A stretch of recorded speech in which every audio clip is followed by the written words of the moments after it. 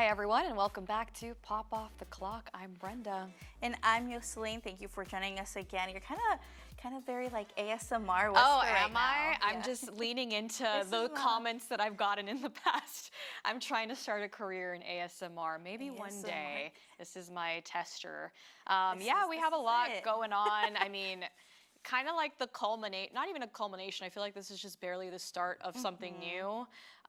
We continue to follow the Justin Baldoni, Blake Lively lawsuit. Everybody heard about this latest update where the judge dismissed his countersuit. And yeah, it's going to get interesting from here on out.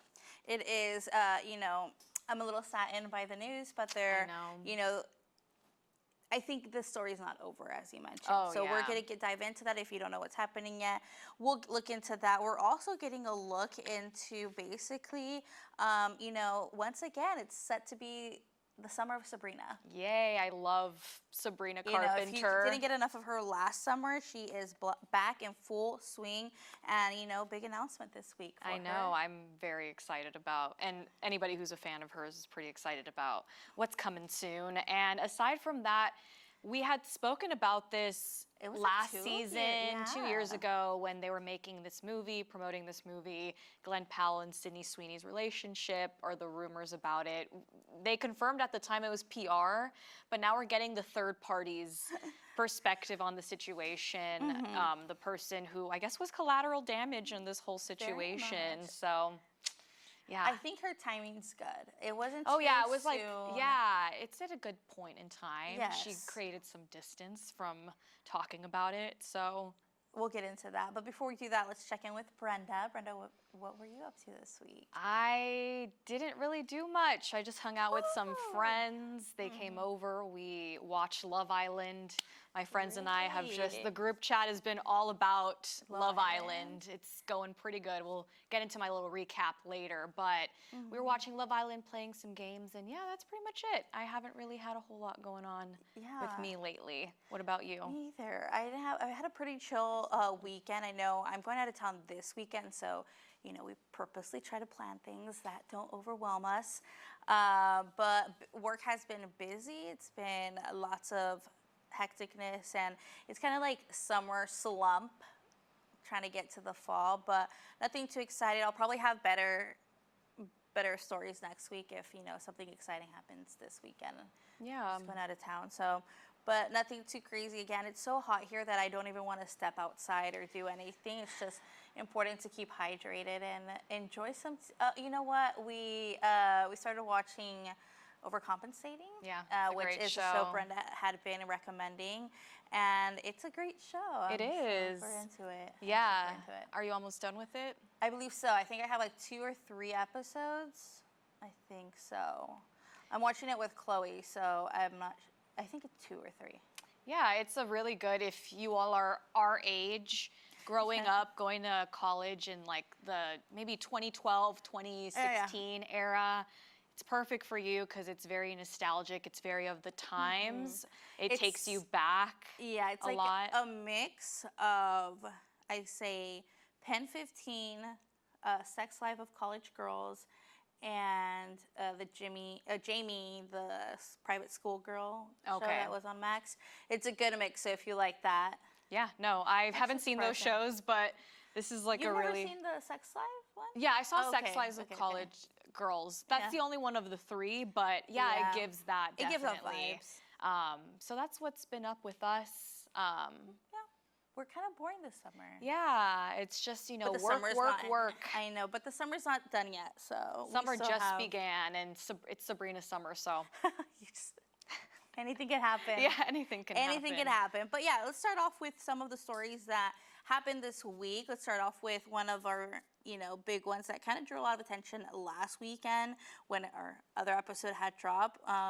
Taylor Swift and Travis Kelce stepped out last week to attend a wedding of Kelce's cousin Tanner Coram. The pop star and the Kansas City Chiefs tight end posed for photos that the newlyweds shared on Instagram, and basically they were everywhere. Like, apparently they were so nice to all the guests and would take pictures with them, which, I mean, Imagine like you don't even post pictures of your wedding photos. It's just me with Taylor Swift. Yeah. I would totally do You know, that. a lot of people were like, "Oh my gosh, she took the attention away from the bride." And then someone said, "If I was the I bride, would be so honored. I would have had my first dance with Taylor Swift. I would have yeah. had my cake with Taylor Swift." Can she walk me down the aisle? So it was just cute, and it's good to know that, I guess that they understand their celebrity and they are just embracing it. It's just cool that they went to, I mean, in Tennessee. yeah, they went to a wedding that they knew the attention was gonna be on them, and like they still went. I feel like that's pretty cool. I didn't see any pictures of Jason Kelce and his wife. Was he there? I don't know, like. Oh, I don't think It's not like I it's don't only know. his cousin. Oh, because it was their cousin. I don't know. We'll see. Some marriage news. We have Aaron Rodgers. Look at us doing sports news. Aaron Rodgers added another ring Switching to his fields. collection before he even signed with the Pittsburgh Steelers. The four-time NFL MVP quarterback and Super Bowl champion said on Tuesday after his first practice with the Steelers that he got married a couple months ago. So he was wearing a wedding ring during practice, and that kind of came up with speculations until a reporter saying, "Is that just a ring or is that a wedding ring?" He's like, "It's a wedding ring." And then someone else kind of chimes in, "When did that happen?" He's like, "A couple months ago." And Wow, everyone's just getting married. I don't know who the girl is, though. Me either. I don't think anybody's gonna know anytime soon. I think there's pictures of them together, but it's just like, who is she? Like, Who are you? Who are you? What's your history? Congratulations to Aaron Rodgers. I'm glad Congrats. someone is able to, put up with him. We also have some other relationship rumors. There's a rumor circulating that Katy Perry and Orlando Bloom's relationship is on the rocks. This comes after her launch of her album and the critiques that came from the public, and then her being on tour, and then the critiques that are coming, it's putting a strain And then going to tension. space, and the critiques that she So got. it's a lot of tension between her and Orlando, and The Perry and Bloom. I mean, honestly, it's not shocking to me in the least.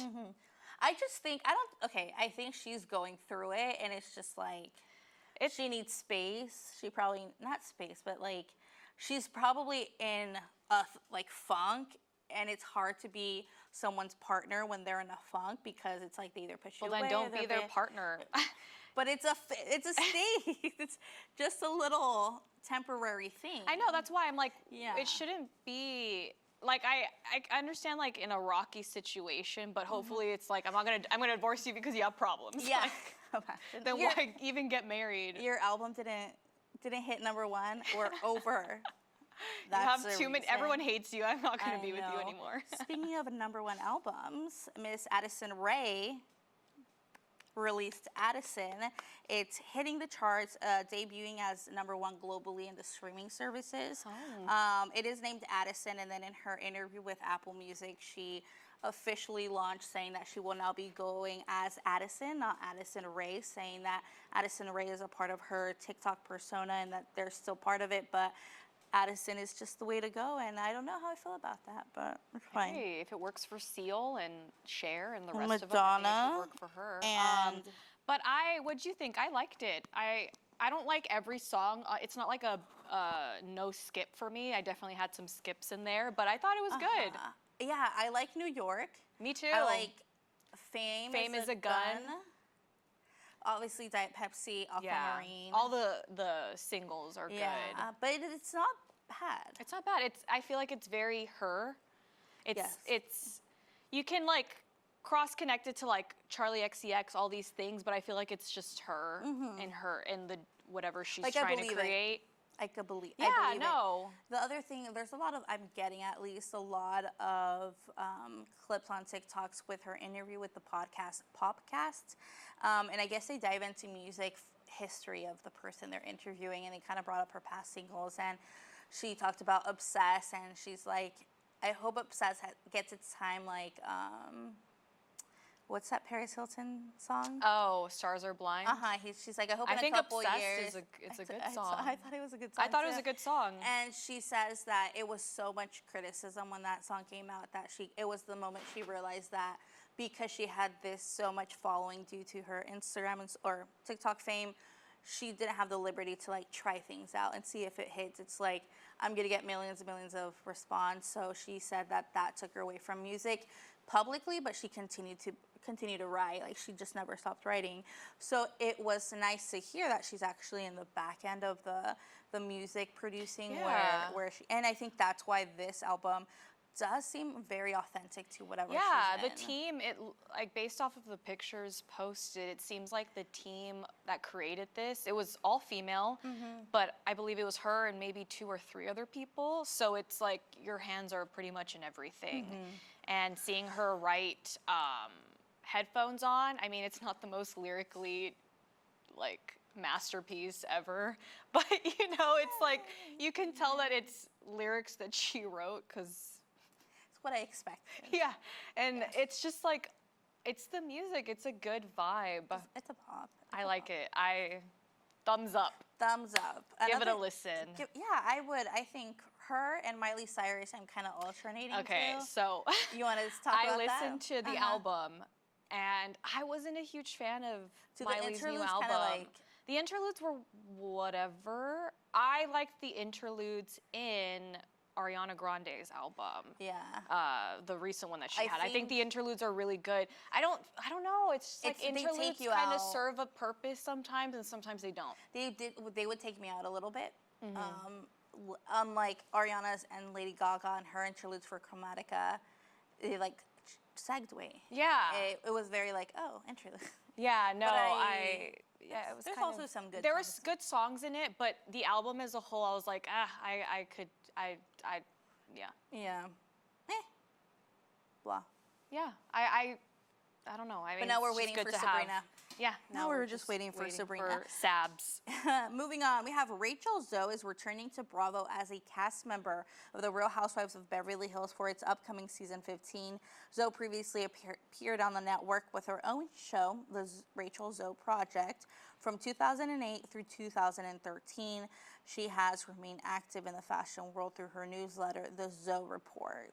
Whoa, I didn't know Rachel Zoe was still active. I would watch the Zoe Project. Yeah, the Rachel Zoe. The Rachel Zoe Project. I think it'll be a good point because I don't know if she's in the midst of getting a divorce, but she just recently divorced. I was surprised by that divorce. I'm not a Housewives watcher, I'll admit. I need to get into it, but I'm the kind of person that likes to start things from the beginning, and I feel like there's just too much history to get into something. But my sister and mom are like avid watchers, and they're super excited about her. So I'm like, good casting?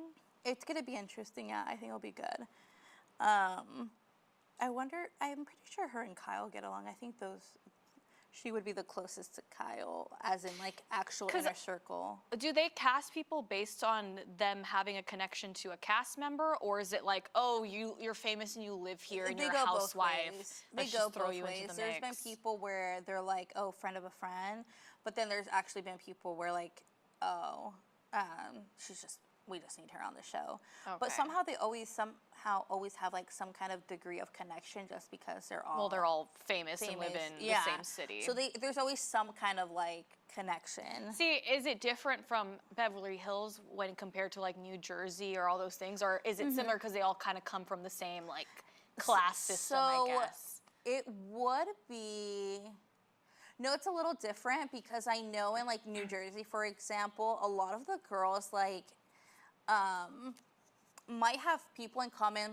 What I've noticed is like hairdressers or like makeup artists, but they don't really they kind of live in different counties, if that's the best way. That makes sense. There are times, so you kind of have to go out of your way to like hang out, off of camera. I think a lot of criticism has come from, I think, New York, that they don't even talk to each other when they're not filming. Especially like the new cast, right? Something like that. That's always been a thing where it's just like, how are you, a group of friends? Not really.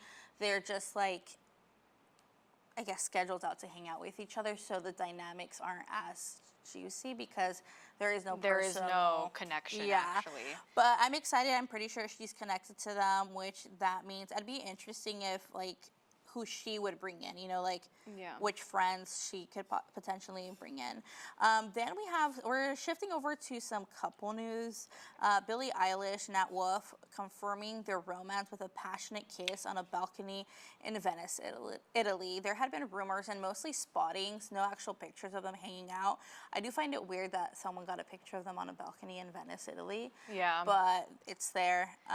It's out there. Yeah, I mean, I guess people were kind of assuming something was always there after that music video that they did together. But y'all are both beautiful people. I'm sure know. it'll work, right?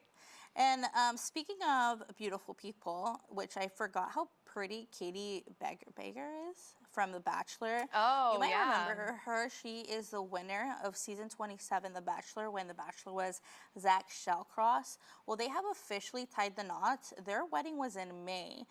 The wedding took place in Texas, and they share video of their wedding day. They shared a video on their wedding day on Bachelor Nation, like official websites, but nothing else had come out until now. Their ceremony was a private, intimate affair, and they just look so gorgeous. They actually live in Austin. Yeah. We're not sure if they got married in Austin, but I'm pretty sure outside of. Probably like in the country area. She looks gorgeous as a brunette. Yeah. Like- she's beautiful. They were always very, I mean, you knew right away when they got together. I've watched several seasons of The Bachelor, and I've always said, like, towards top 4, top 5, maybe, you see who the person is leaning toward. This man, I knew the moment they had the first, I still remember, they still had the first one-on-one date, and they went to a museum, and they had a sleepover in the museum, and he fell in love with each other. yeah, and it was just always her the whole season. Yeah, it's so funny how those back-to-back seasons, all of them are like still with the partners, and they're gonna marry their partners, and it's like I don't know. It was just like that moment in time that all of it was kind of fell in line with their contestant and the person who was the Bachelor. And then now we have Michelle Young is also married. I do not know who she ended up marrying. So she started dating this guy a while back. They post a lot of TikToks and videos together. They had announced their engagement, I think at the beginning of the year, maybe the end of last year. And so they got married pretty quick. But yeah, another Bachelor Nation wedding. He isn't in Bachelor Nation. Okay, I'm not sure how they met, but good for her. Yeah, because she had a really bad pick. Yeah.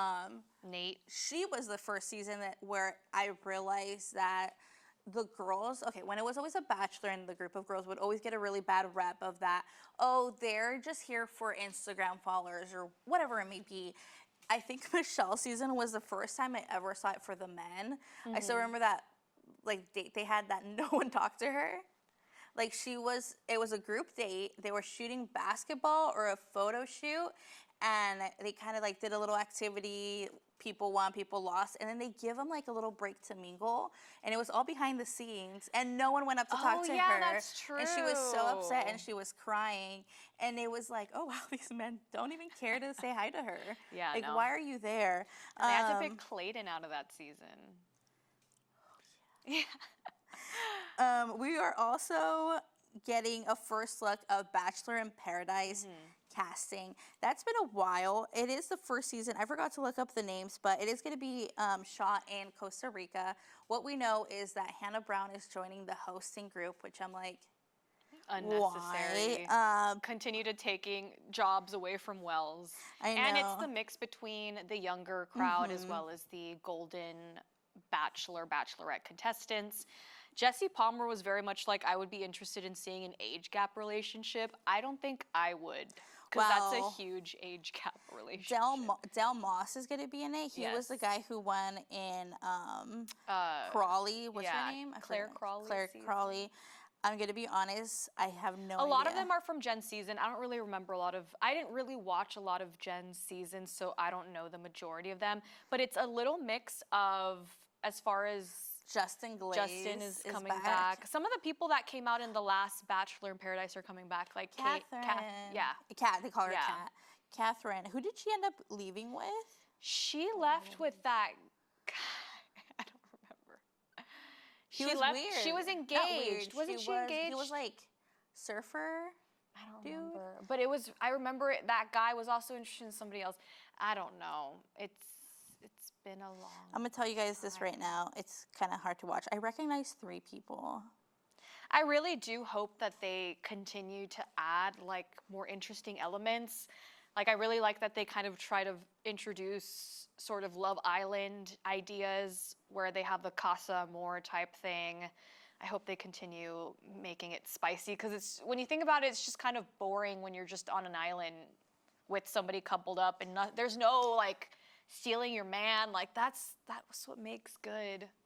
Yeah, but Reality TV. again, if you want to see the full list, USA Today has it posted. A lot of fresh faces. I have no idea who they are, but it's summer and it's kind of slow, so maybe we'll end up watching. It's going to be in July, beginning of July. So on ABC. something to keep out a watch. Sticking with reality TV, we have some bad or sad news, depending on how you see it. Paige DeSorbo is announcing that she is leaving Summer House after 7th season, saying it's time for her to move on and focus on other priorities. She has expressed her gratitude for the memories and the chance to grow on the show. Bad and sad because you either like, oh, you don't get to see her, but if you're a fan, you probably are like, this means that she's gonna be, you know, It's just more opportunities, to do something else. However, she's in a little bit of hot water right now because she is launching a pajama brand called Daphne after her cat.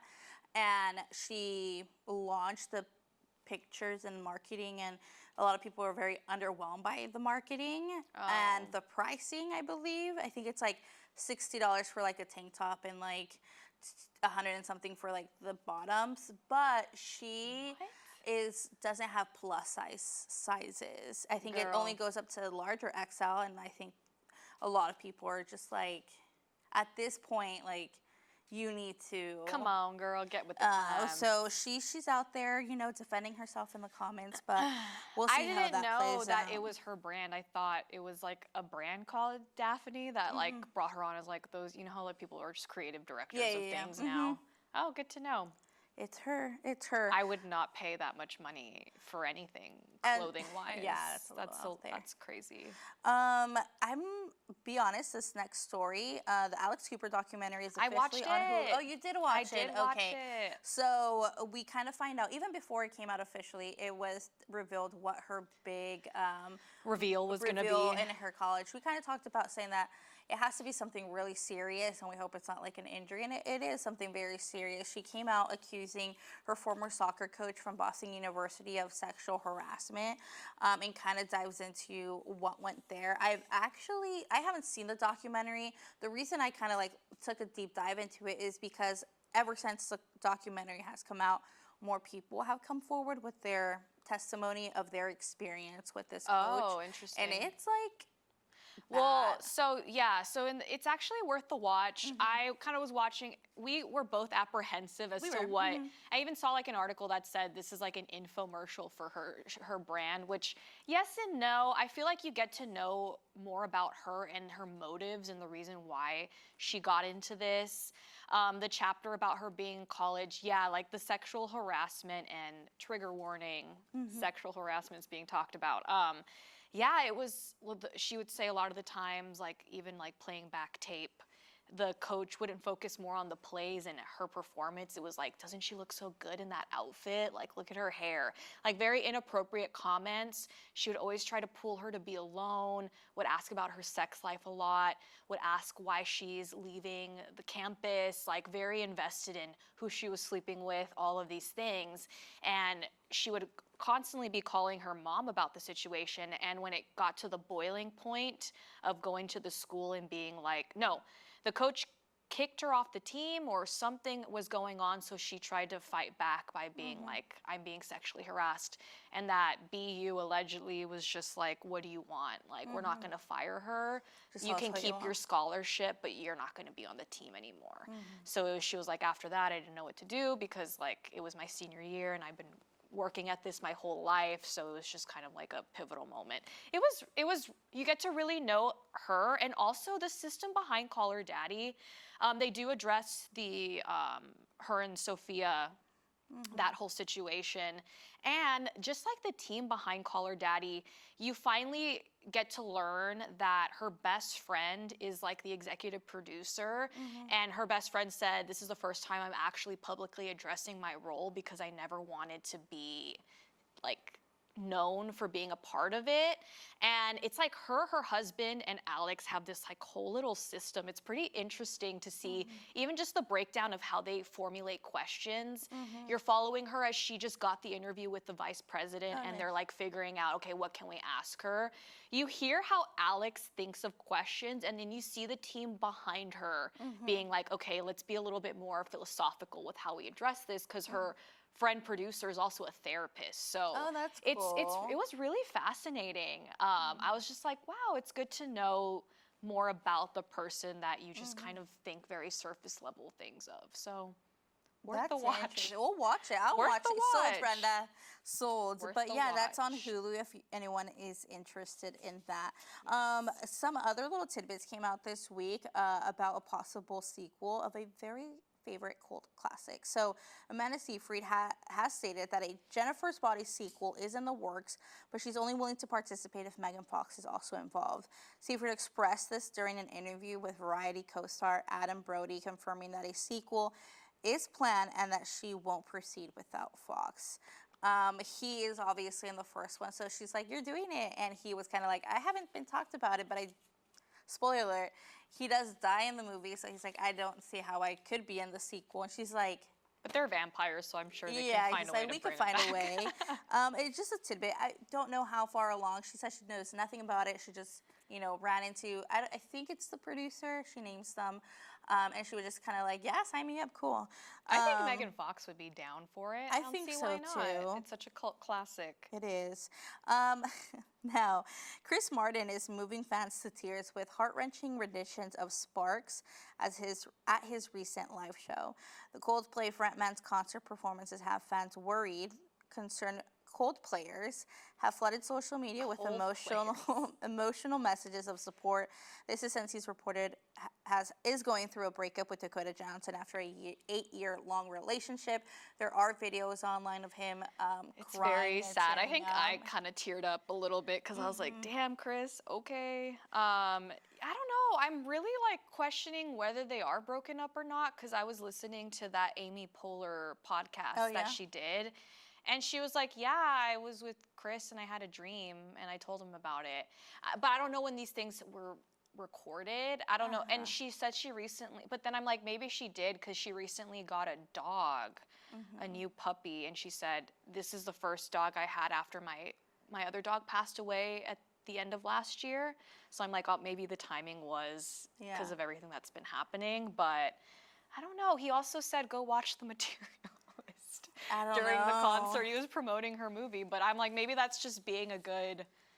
Sometimes there's good exes out there. Sometimes there's good exes out there. Speaking of relationships, though, we have Dua Lipa is finally officially publicly confirming her engagement. She is quoted, I didn't really see where, but she's talking about it, how excited she is to. She did an interview and she just said, that she's getting engaged, that she's engaged, and that she finally found somebody that makes her happy or something like that. I'm not entirely sure. She said, we're engaged. It's very exciting. I'm obsessed with it. It's so me. It's nice to know the person that you're going to spend the rest of your life with knows you very well. Good for her. Cute. Ben's hearts are breaking all over again. Yeah. It's not like we didn't know. But anyway, let's, I should have put, I guess, I'm going to Olivia Rodrigo. I should have put her next to Sabrina. Sorry, Olivia. Well, in case you were curious, Olivia Rodrigo, Rodrigo casually made a major milestone in her career at New York's very own Governor's Ball Music Festival this weekend. Well, O-Rod has graced the stages of crowds at Glastonbury in UK, the Lollapalooza in South America. Her main stage gig at Governor's Ball marked her very first headlining performance at a U.S. festival. She did super good. It makes me excited. Really good. Sabrina's new album makes me excited that Olivia could possibly be coming out with something later in the fall. Yeah. I think she just needs to. I think she's just trying to live her life before she makes something new. But she's kind of in that cycle where it's just like album, in the press, touring, press, and then we don't hear anything from her, where she does go live life, and then it's like, oh, she's kind of creeping back up with this festival. So I'm crossing my fingers that we get And something. Joshua Bassett was there at the festival. I don't know if he actually stayed for her set, but She sang driver's license. her voice just keeps getting better and better As every it time you should. listen to her. As it should. And then Congrats, Olivia. finally we have Tony Awards were this weekend, and let me just give you the hard, I guess, 3 major points here.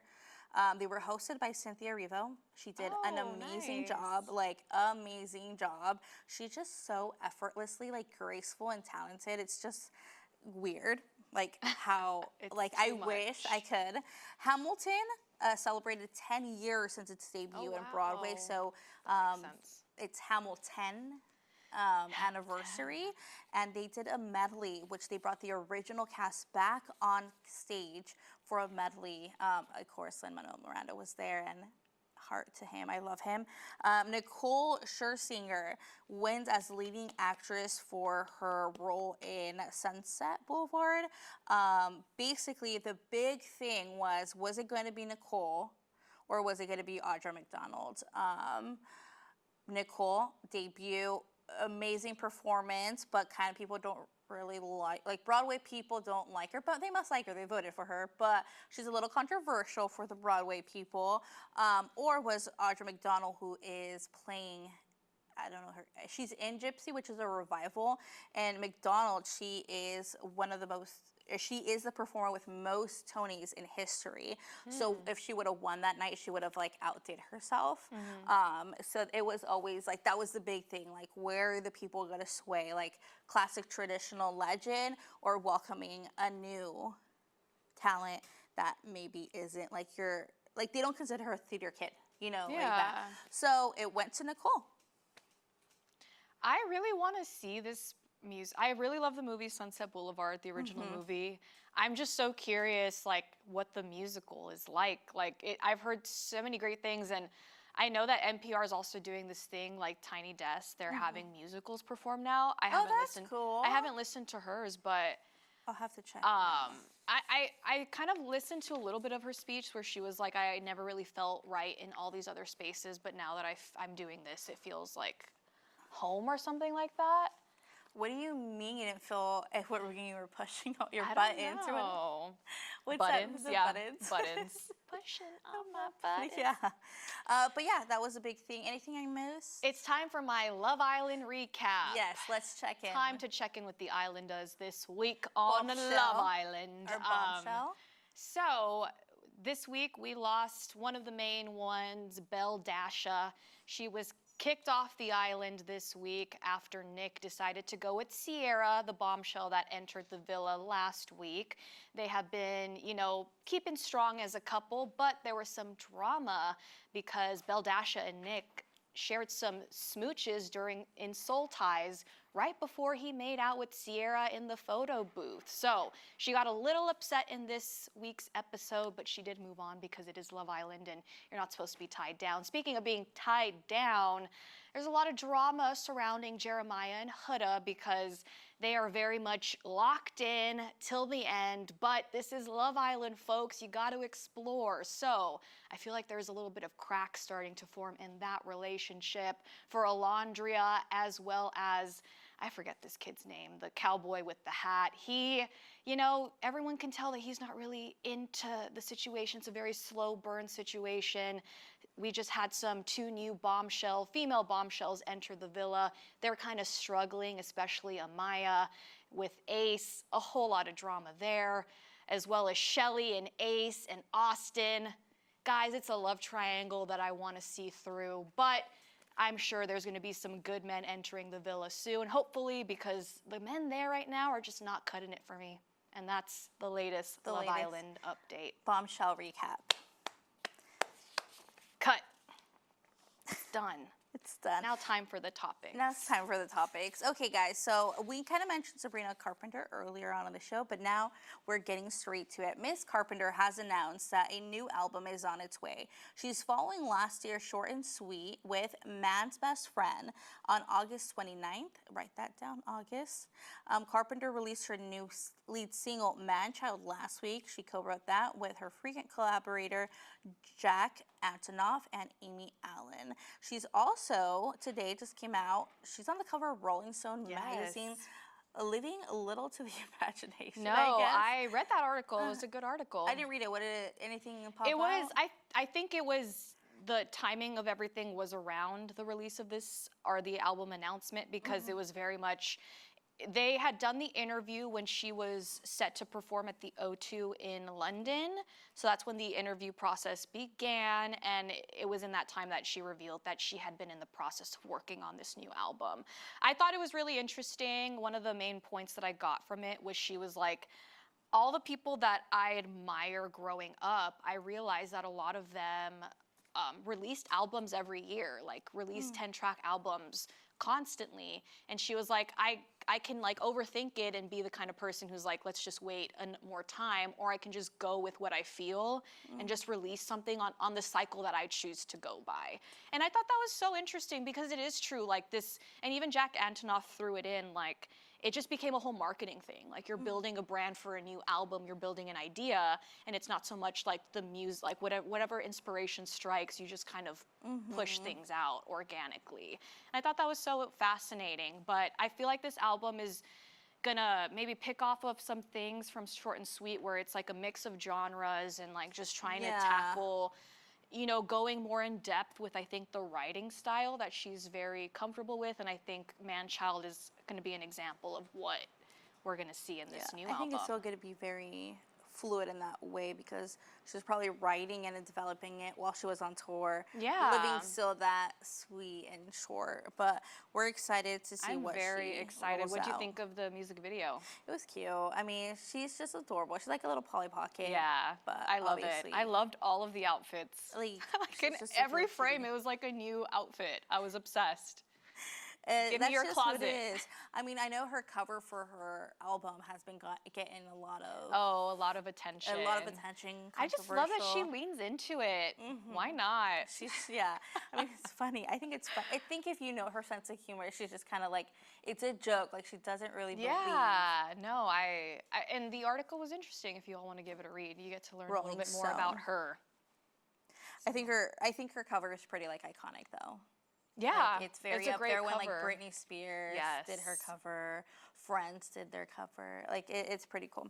Now to the update that we've been a little sad about. I just just hope the drama doesn't stop. All the Baldoni fans. Know. A judge has dismissed Justin Baldoni's $400 million lawsuit against Blake Lively and her husband, Ryan Reynolds, as well as their publicist. He has also dismissed a separate claim from Baldoni against the New York Times, who first reported Lively's allegations of sexual harassment at the work site. You know that movie, It Ends With Us. While Baldoni's suit against Lively and her husband, Ryan Reynolds, has been dismissed, she isn't done fighting. Her claims against her It Ends With Us director and co-star Baldoni isn't done fighting. According to her attorney representing Lively in her civil sexual harassment and retaliation lawsuit, he told CNN the actress intends to continue pursuing her lawsuit against Baldoni. Yeah, so I'm like, I feel like it does not end with them. It ends in the courtroom. Yeah, I really do think so. Justin Baldoni, just to like clear his name, but clear his standing. They still have the opportunity to amend things from that lawsuit. It's just, I believe, the things they were claiming and the connection to it, the judge didn't see fit. So we'll see if his attorney, which is Brian Friedman, who's been on the headlines everywhere, I don't know at the end of the day if they're just like, we know that this is going to be dismissed, but they technically still won in like the public eye. Blake Lively's attorney, I believe I read a headline that said that they're gonna take this, like they're gonna make sure that they see this through. Yeah. And I think now that they've had this small win, they want to just really, I don't know, just regain the public trust by putting this on trial and putting out all the evidence that they have there to destroy his character. So that still means that, so she sued him for sexual harassment retaliation. He countersued her. The countersuit has been dismissed. This first lawsuit still has to go to trial. So he could still prove that, it's not true. It's not true or whatever. So it is going to continue, and we'll see how that plays out again. Because the countersuit was that everything was done to ruin his reputation, and the judge was like, there was premeditation. to set ruin their up, reputation. premeditation to ruin his reputation. That rhymed. Sabrina, if you need a lyricist, call me. For reals. And then our last topic is, it's interesting. So let me get through this. If you were on the internet during the Anyone But You press tour, it was hard to make it 2 scrolls without running into a theory about Glen Powell and Sydney Sweeney dating. The both co-stars at the time were engaged to other people, and they were being shipped left and right as photos emerged of the two on set, looking cozy, and neither party opted to shut down the rumors. Now, finally, several months later, Glen Powell's ex is speaking out to host Emma Page on the Too Much podcast. Gigi Paris says she first became aware of the rumors online and told Powell, "The whole world is watching and to proceed with caution, please." He didn't receive that well, she said, and the relationship began to deteriorate from there. She revealed she was once scheduled to meet him in Australia on set while he was filming Anyone But You. Then Powell called to tell her, "The producers and I have discussed that I think it's the best that you don't come to visit." Is that it? Oh, here it is. Oh, no, that is it. And not come to visit, I remember what she says. And she basically said from there on out, they started to fall out of love, eventually leading to their breakup. She believes that these rumors and the fact that they wouldn't come forward and say it was all publicity stunt.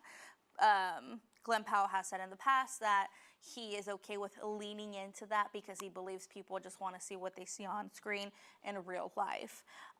If looking back at this quote when he's like, "The producers and I have discussed," who were the producers? It was Sydney and her fiance. Yeah. Like, your girlfriend's not going to come visit you. And I didn't know they were engaged. Who? Glen Powell Oh, and yeah, Gigi apparently. Paris. Mm-hmm. Oh, wow, that sucks. Sorry, girl. Like, how shitty to not, first of all, not be chosen by your fiance, not be defended by him, and then just like, for what? The movie was mediocre at best. Yeah. And like, what did it do for you? Mm-hmm. He must have really not liked her if he was so willing to just be like, yeah. And now, fast forward, Sydney and her fiance aren't even together either. Yeah. Look how well that worked out for both of them. Not so well, but yeah. That's unfortunate for her. It's unfortunate. She said that while he was shooting, she was actively working to get like work and a visa because she didn't want to. She wanted to live in LA with her boyfriend, but she said that she wanted to do her own thing and not be like mooching off of him. And it was just like a lot of back and forth and no communication during the filming and her working on her. But I'm like, why is the marketing tactic for a lot of Sydney Sweeney's things to be in a relationship with her co-star? When we all know she's like engaged. Yeah, I don't know. It's just, I blame him too. Yeah. Oh no, 100%. Yes. Yeah, of course. I don't know, and for her to just take so much time to talk about it, it's not like she's trying to gain anything from it. And that's what I told Brenda. I said, I think it's a perfect timing to come out with this story because it's not immediately after the breakup where she's just making up stuff because she's mad. And it's not too far out where people just don't care about them. I think it's like... Still in the public mind or still in everyone's thoughts. So our thoughts are with you, Gigi Paris. You'll find somebody who cares enough about you to be like, no, I'm not dating Sydney Sweeney. I'm dating you. I'm dating you. But yeah, that's basically what we have for today. That's all we've got, guys. We hope to see you soon. Yeah, I think we'll be back next week. I don't see anything. I don't see anything getting Yeah, in the we'll way. be back next week, guys. So just be sure to follow us on Instagram. You can find us there on Pop Off the Clock. You could also find us on YouTube. Just search KGNS Plus, Pop Off the Clock. You'll find us. Google us, and you will find us. But that does it for us, everyone. Bye.